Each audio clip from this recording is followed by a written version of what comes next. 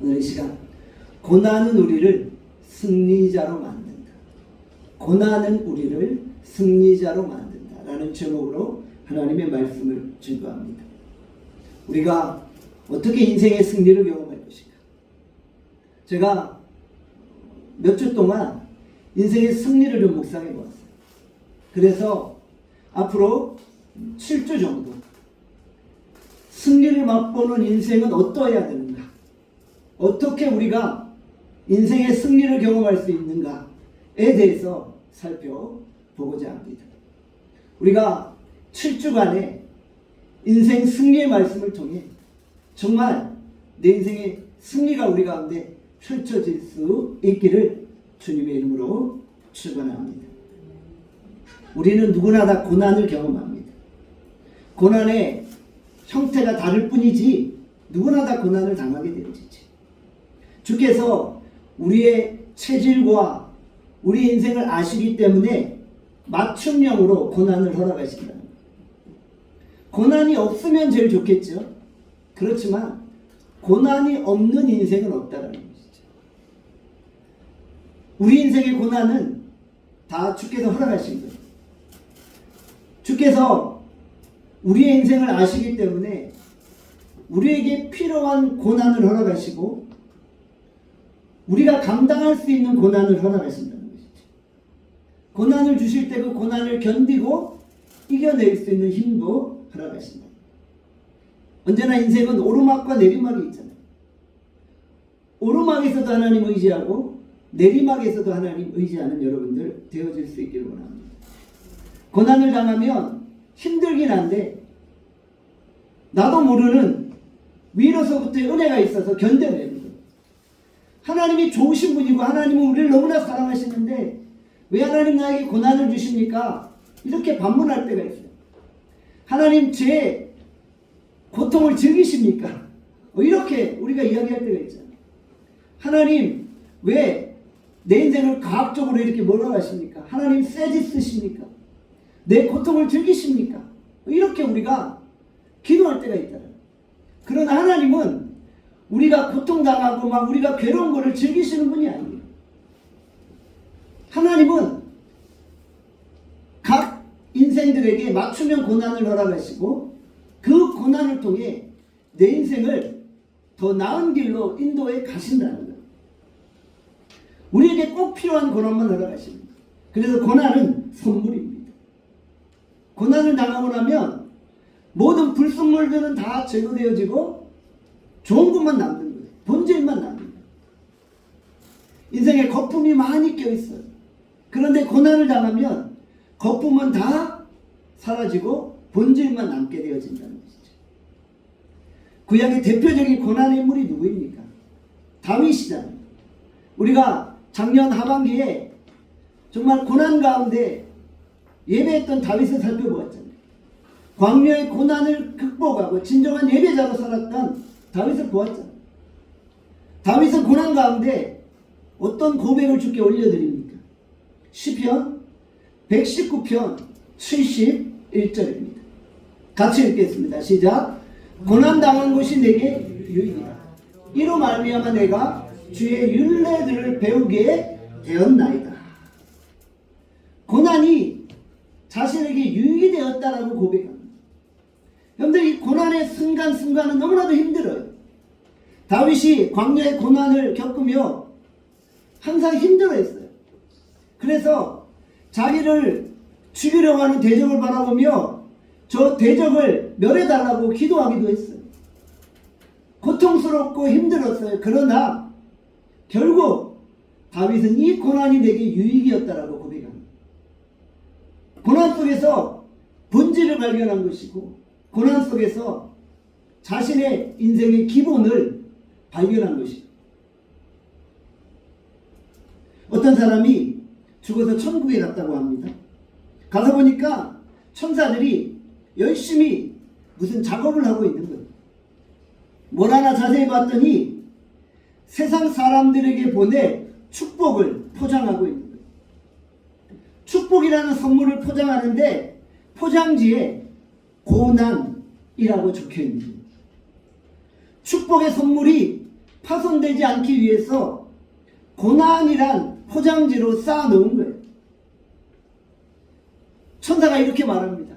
흔히 사람들은 고난이라는 포장지만 보고 그 고난 속에 축복의 선물이 있는 것을 발견하지 못한다.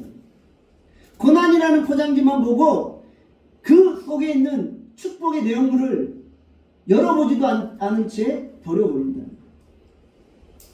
고난이라는 포장지를 벗겨보면 그 안에 축복의 선물이 있는 거예요.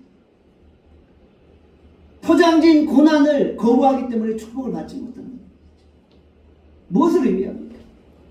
우리가 인생의 고난을 경험하잖아요. 그 고난 뒤에는 언제나 하나님이 예비해 놓으신 축복이 있다는 거예요. 하나님은 우리를 너무나도 사랑하셔서 우리에게 고난을 주신다는 거예요. 우리를 견고하게 하시고 우리를 만드시고 우리를 단련하셔서 결국 축복의 인생, 승리의 인생으로 우리를 이끌어 가십니다. 그러니까 우리가 이 고난이라는 선물 앞에서 인내할 필요가 있다. 기독교 변증가 C.S. 루이스는 고난은 하나님이 주시는 변장된 축복이다 라고 말하고 있는 것이죠. 고난 속에 하나님의 축복이 숨겨져 있다는 것이죠. 자, 그래서 비록 우리가 고난 속에 힘들고 어려워하지만 고난을 축복으로 여기고 그 축복을 즐거워할 수 있어야 됩니다. 로마서 5장 3절에서 4절에 이렇게 말씀합니다. 같이 한번 읽습니다. 시작. 다만 이뿐 아니라 우리가 환난 중에도 즐거워하나니 이런 환난은 인내를, 인내는 연단을, 연단은 소망을 이루는 줄 알미로다. 자, 우리가 고난과 환난 중에 있어. 그런데 어떻게 하라고요? 즐거워하라는 거예요. 고난을 당하고 있는데 즐거워하라는 거예요. 여러분들 고난 당하는 게 쉽지 않아요. 힘들어요. 고난 당하면 육체적으로, 정신적으로, 영적으로 정말 완전히 바닥 인생을 걸어가요. 그런데도 우리가 환난 가운데, 고난 가운데 즐거워할 수 있어야 됩니다. 왜냐하면 그 고난 뒤에 우리에게 주어질 축복의 선물이 있기 때문에. 우리가 현재 당하는 고난은 장차 우리에게 주어질 영광과 좋게 비교할 수 없는. 그러니까 우리가 그 영광의 순간을 바라보며 이 고난을 극복해낼 수 있다. 그래서 고난 가운데 인내하는 거예요. 인내는 우리를 단련하고 연단케 하는 거예요. 그리고 그 연단이 우리에게 소망을 이루게 만드는 거예요. 우리에게 소망이라는 축복의 선물이 있는데 그 소망을 이루는 과정 가운데 고난이라는 포장지가 있다는 거 우리가 기억해야 된다. 그래서 우리가 고난 당할 때 내가 왜 이런 고난을 당하는지를 분명하게 이해해야 돼요. 제가 미국에서 목회를 할 때 아주 힘든 순간이 있었어요. 그래서 하나님과 독대하면서 제가 엄청 불평을 많이 했어요. 하나님, 미국 생활 하는 것도 힘든데 왜 이런 어려움과 고난을 내게 허락하셨습니까? 그때 주님이 저에게 여러 가지로 말씀하셨어요.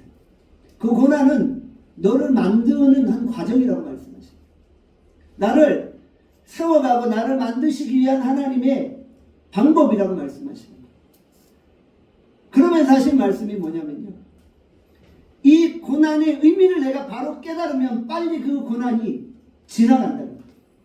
근데 내가 이 고난의 이유를 몰라요. 왜 하나님이 나에게 고난을 주셨는지를 모르고 계속 혼자 불평하고 원망하고만 있으면은 깨달을 때까지 고난이 계속되는 거예요. 누구 손해요? 내 손해요? 나 손해요? 나 손해요? 그러니까 빨리 이 고난의 의미를 깨닫고 하나님이 이런 고난을 주신 게 나의 이런 부분을 만드시기 위한 과정이구나 라는 걸 깨닫는 거예요. 그리고 철저하게 나를 트랜스포먼, 바꿔나가는 거예요. 제가 지난주에도 설명드렸죠. 이 세상을 본받지 말고 변화를 받아. 내가 자꾸 변화되어지는 거예요. 그러면 주님이 보시기에 고난을 주신 이유가 있는데 그 고난이 나를 오히려 유익하게 만들어서 주님 보시기에 합당해 이제. 그러면 그 고난이 빨리 지나간다는 것이죠. 근데 우리가 고난을 당하는데 그 고난의 의미를 몰라. 내가 왜 고난 당하는지는 알지 못해. 여러분 이럴 때 정말 답답한 거예요. 의미를 아는 고난은 오히려 의미가 있어요. 유익이 돼요. 왜냐하면 그 의미를 깨달았기 때문에 내가 더 성장하고 성숙하게 돼요. 그런데 고난의 의미를 몰라. 주님이 왜 내게 고난 주신 이유를 몰라. 그러면 여러분들 그걸 발견하셔야 돼요. 분명히 성령께서 여러분에게 말씀하세요. 저에게만 말씀하시는 게 아니라 여러분 한 사람 한 사람에게도 성령께서 말씀하시는 거예요. 여러분이 오늘 당하는 고난의 이유를 말씀하시는 거예요. 여러분들 그 고난이 여러분의 자녀일 수가 있어요. 고난이 여러분의 가족들일 수가 있고요. 또 그 고난이 여러분의 직장일 수도 있고요. 여러분의 육체일 수도 있어요.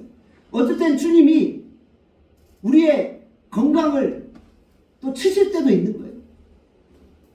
애매하게 당하는 고난도 있죠. 욥 같은 경우는 이유 없이 고난을 당해요. 이유 없이 몸이 아프고 이유 없이 막 모든 것들이 사라지는 경험을 했다. 그 이유 없는 고난 속에서도 하나님이 깨닫게 하시는 게 있다.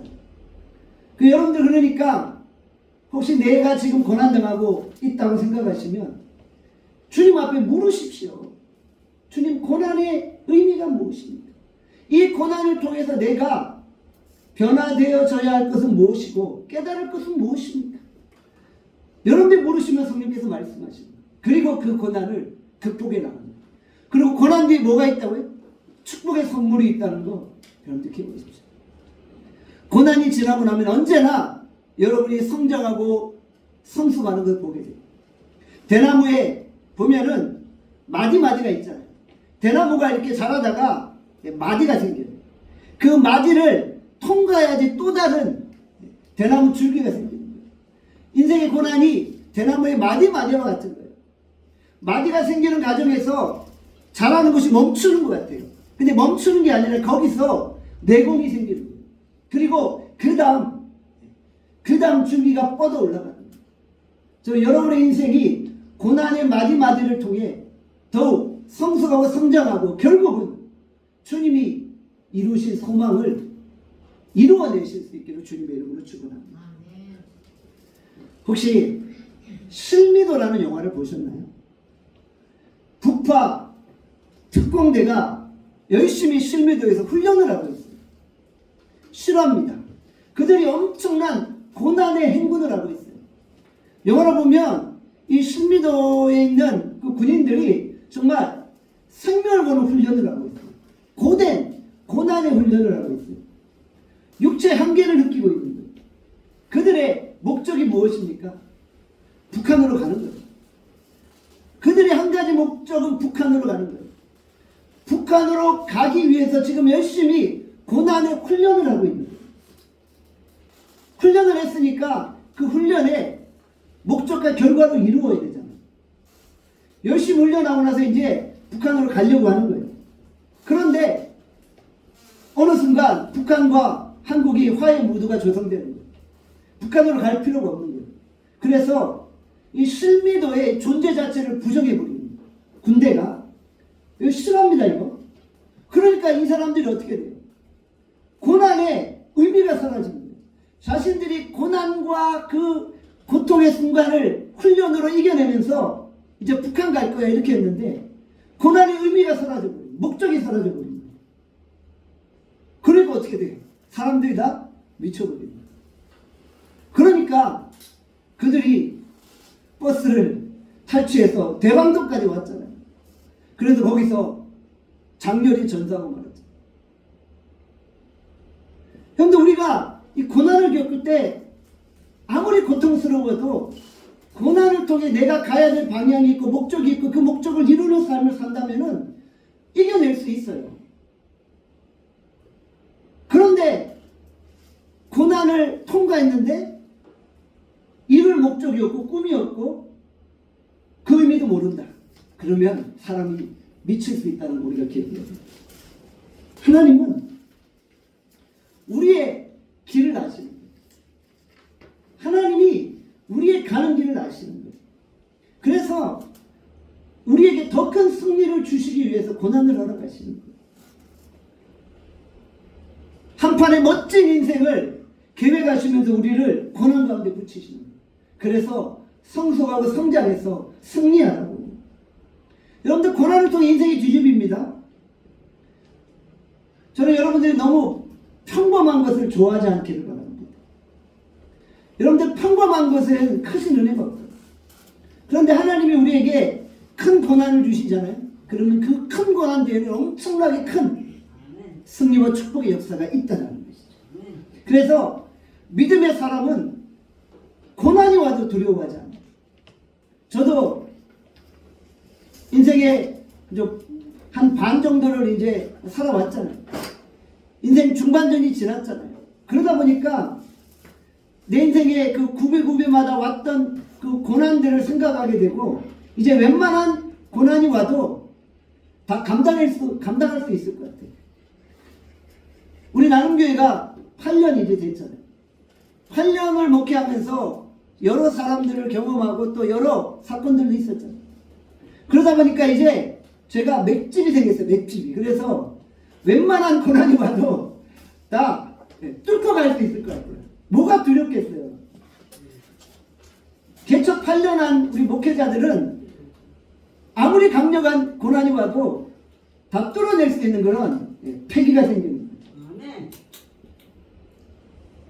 그래서 우리가 전금 같은 신앙을 가져요. 고난이라는 용광로에 들어갔을 때 전금같이 우리가 나오게 되잖아요. 여러분들 고난 당할 때 자기 힘으로 그 고난을 극복하려고 하잖아요. 그러면 다 타버리는 거예요. 용광로 속에 들어갔는데 내 힘으로 살려고 발버둥 친다고요? 완전히 다 타버려서 죄가 되는 거예요. 그런데 용광로 속에 들어갔는데 하나님 힘으로 버텨내려고 하잖아요. 그러면 사드락과 메삭과 아벳느고처럼 풀물 속에 들어갔는데도 머리털 하나 상하지 않고 나와보니까 전금 같은 신앙으로 나온 거예요. 더 견고한 믿음으로 나온 거예요. 이렇게 되는 거예요. 그러니까 내 힘으로 고난을 이겨내려고 하면 불타 죽습니다. 그런데 하나님의 힘으로 그 고난을 이겨내려고 할 때 머리털 하나 상하지 않고 더 견고하게 전금 같은 믿음으로 서게 되어진다는 것이죠.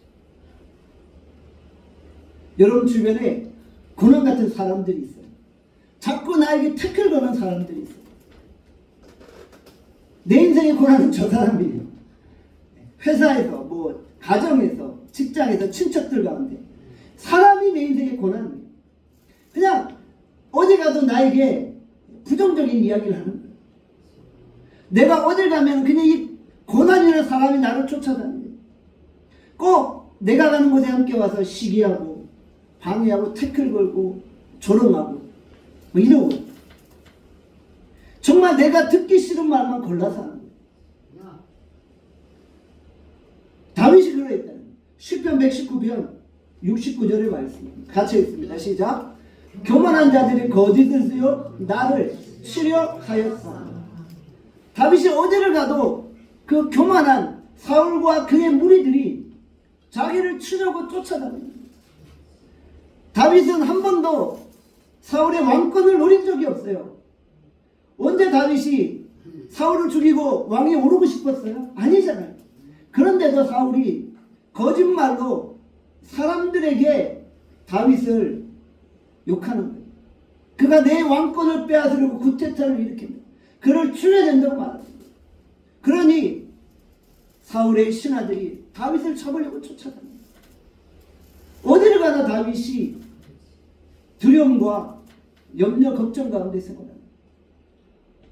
다윗에게 사울은 고난이었던 거예요. 그런데 여러분 생각해보세요. 다윗이 다윗 된 것은 사울 때문입니다. 사울이 없는 다윗 생각할 수 없는 거예요. 사무엘상 1장에 보니까 한나가 그렇게 간절히 성전에서 부르짖어요. 그렇게 애통하게 부르짖어요. 그가 부르짖었던 이유가 무엇입니까? 분인나 때문입니다. 분인나가 내 인생의 고난이었던 거예요. 어디를 가나 분인나가 나를 괴롭히는 거예요. 그래서 분인나 때문에 정말 미치고 환장하겠어요. 저 분인나만 없으면 내 인생이 편할 것 같아. 여러분들 근데 분인나 때문에 한나가 존재하는 거예요. 분인나 없는 한나는 존재할 수 없는 거예요. 여러분들 내 인생이 고난 같은 사람은 정말 더 악독하게 우리를 괴롭혀야 됩니다. 갑자기 고난이라는 사람이 달라졌어. 막 갑자기 막 착해지고 유해졌어. 그건 고난이 아니에요.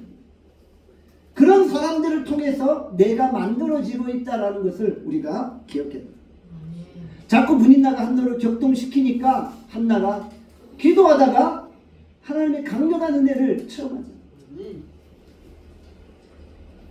여러분 우리가 고난 같은 사람들을 통해서 하나님께 더욱 매달리고 하나님께 나아간다는 사실을 기억합시다. 욥도 엄청난 고난을 당했죠.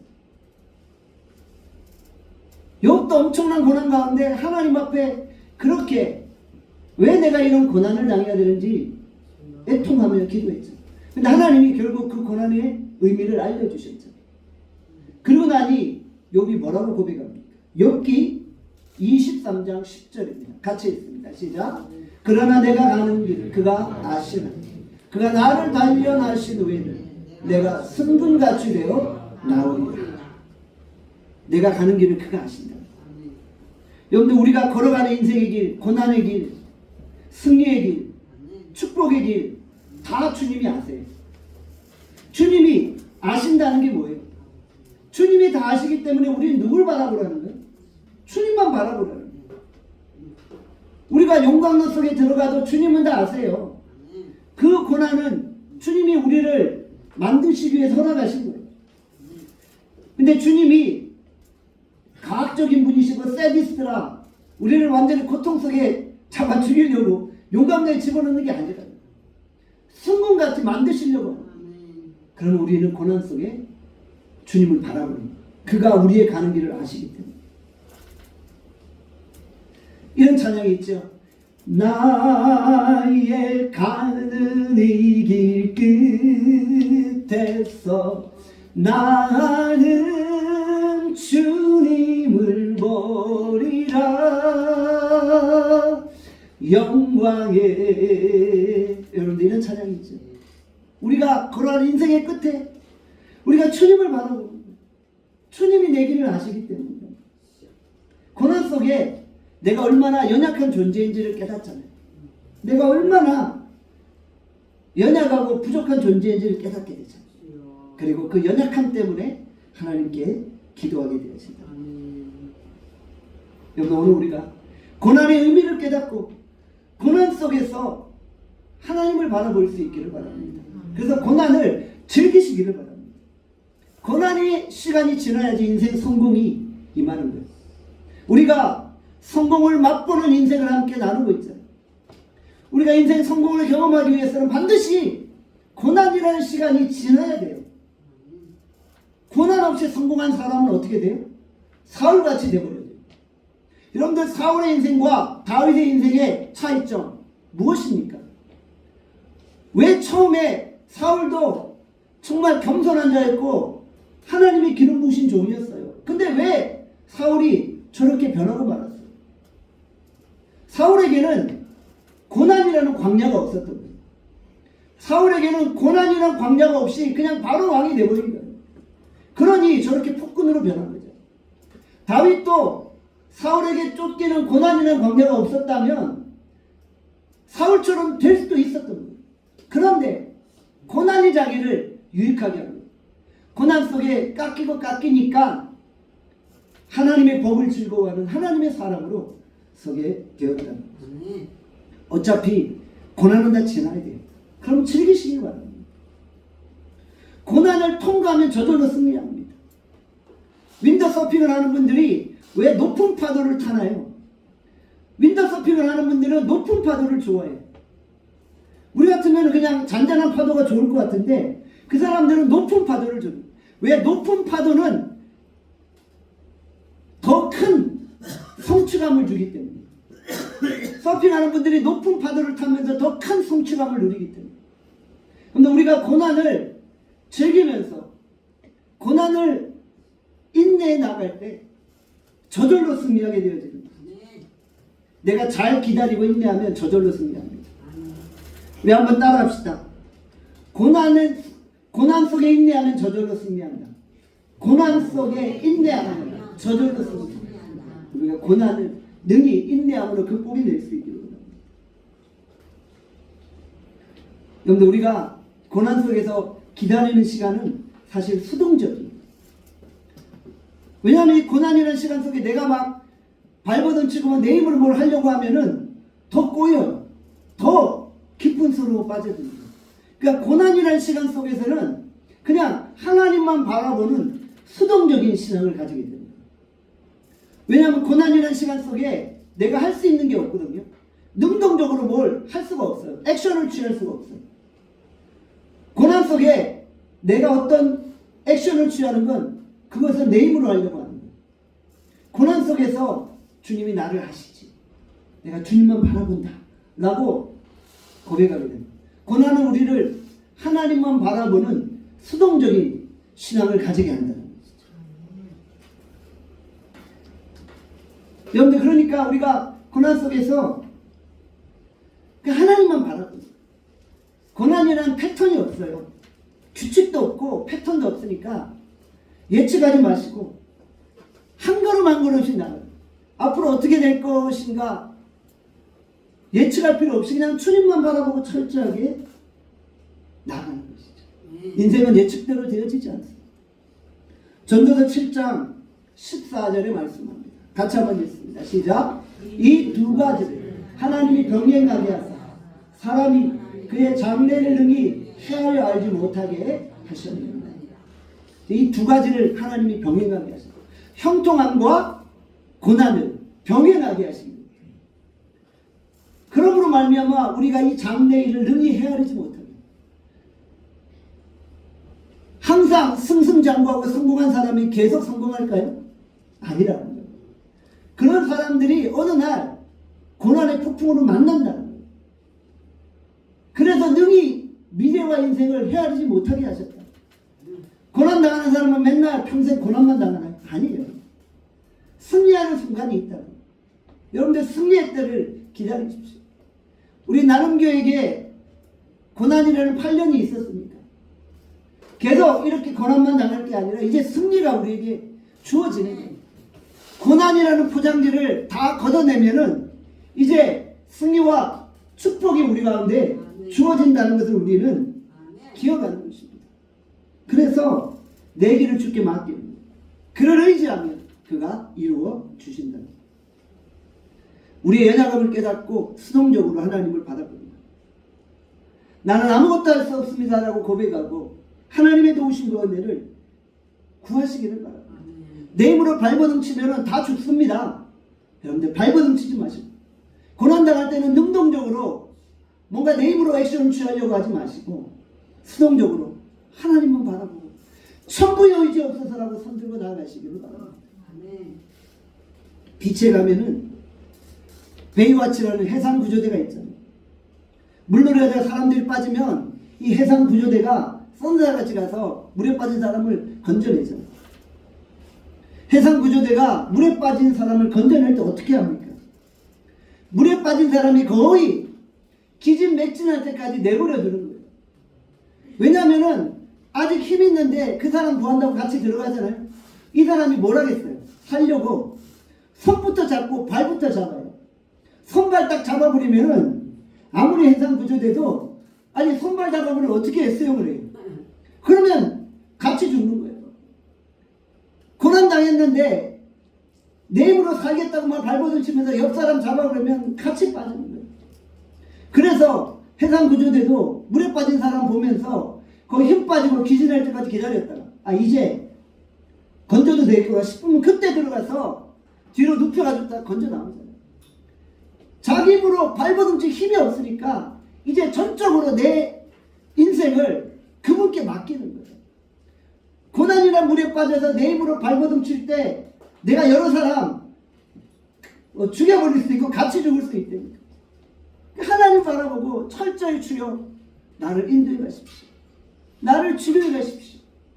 내 길을 주께 맡기면 그가 이루시고 그가 역사에 주신다. 고난 가운데 100% 수동적인 신앙을 가지고 하나님만 바라보는 신앙을 가지는 것입니다. 내 능력을 부인하고 내가 아무것도 할 수 없음을 고백합니다. 이럴 때 하나님이 우리를 고난에서 건지시고 놀랍게 사용하십니다.